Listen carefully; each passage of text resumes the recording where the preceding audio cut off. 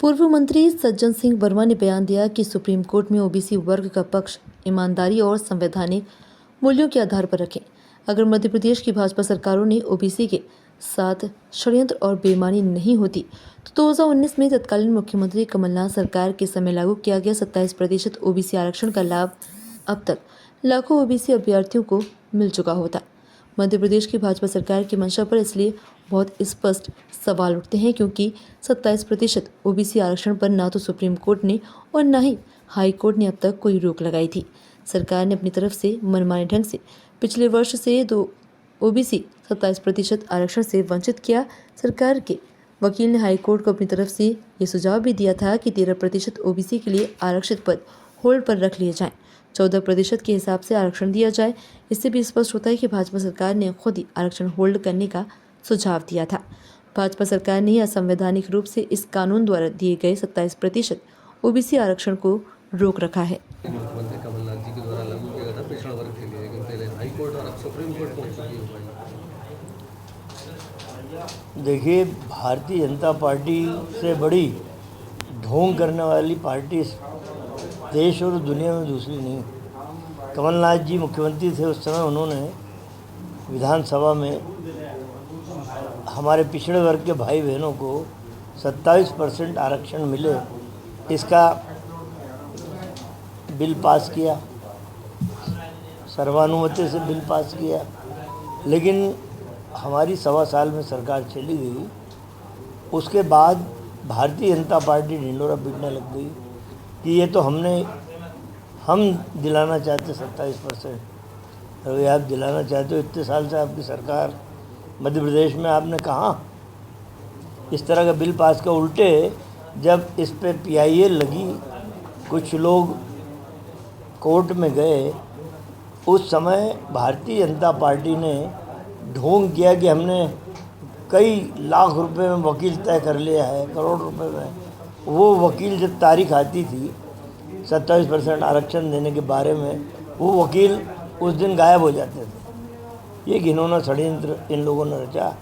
आज भी मंशा है कांग्रेस की, कोर्टों की मंशा है कि इतना बड़ा वर्ग इस देश में है पिछड़े लोगों का, उनको 27% आरक्षण मिलना चाहिए, लेकिन भाजपा आज भी नहीं होने दे रही। मध्य प्रदेश के अंदर बेरोजगार पिछड़ा वर्ग के युवाओं में से 22 लोग ऐसे हैं जो अपनी आत्महत्या कर चुके हैं इस मामले में आरक्षण न मिलने के कारण। तो उसके जिम्मेदार कौन है? ये आपका आंकड़ा गलत है। मात्र 22 लोगों ने आरक्षण के उस पर आत्मदाह नहीं किया, आत्महत्या नहीं की। कई लोग हैं, सैकड़ों लोग हैं जिन्होंने इस तरह के भाजपा के कृत्य से, जो आरक्षण विरोधी मानसिकता भारतीय जनता पार्टी की है, ये आरक्षण ख़त्म कर देना चाहते हैं। संविधान में जो प्रदत्त अधिकार है SC ST का, और कांग्रेस पे आरोप लगाते हैं कि कांग्रेस संविधान बचाओ, संविधान की रक्षा सिर्फ दलितों के लिए करती है। ये मूर्ख भूल जाते हैं कि समरसता के सिद्धांत पे इस संविधान की रचना बाबा साहब अम्बेडकर ने की थी।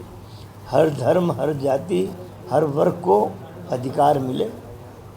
तो सैकड़ों लोग आत्महत्या कर चुके हैं बेरोजगारी से पीड़ित होकर। ये दोष भारतीय जनता पार्टी है। निशिकांत दुबे का बयान आया है कि CGM करवा। देखिए, ये आज हमारी पॉलिटिकल अफेयर कमेटी की बैठक थी कांग्रेस दफ्तर में। उसका पहला ही एजेंडा ये था संविधान की रक्षा।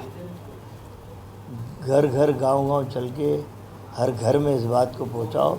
ये हमें इसलिए करना पड़ रहा है कि निशिकांत जैसे अदना सा व्यक्ति जो भाजपा का सांसद है, उसने ये कहा कि इस देश में जितने भी दंगे होते हैं ये CJI के कहने पे होते हैं, चीफ जस्टिस ऑफ इंडिया के कहने पे होते हैं। एक तरफ संवैधानिक पद पे बैठे हुए जो राज्यसभा के सभापति हैं, वो श्रीमान जी भी इसी भाषा को बोल रहे हैं। ये भाषा इन लोगों की नहीं है, ये नरेंद्र मोदी और अमित शाह की भाषा है जो इनके मुंह से खिलवाई जा रही है। इसीलिए आज फिर ज़रूरत है कि सीजेआई पे आरोप लगाना, तत्काल उस पर केस प्रकरण लगा दिए जाना थे। सीजेआई के खिलाफ बोलने की औकात इन लोगों की नहीं है, लेकिन एक नैरेटिव बनाना चाहते हैं। दंगे खुद की नीतियों से हो रहे हैं देश में, अलग अलग प्रदेशों में, और ये कहते हैं कि सीजेआई के बयान से दंगे।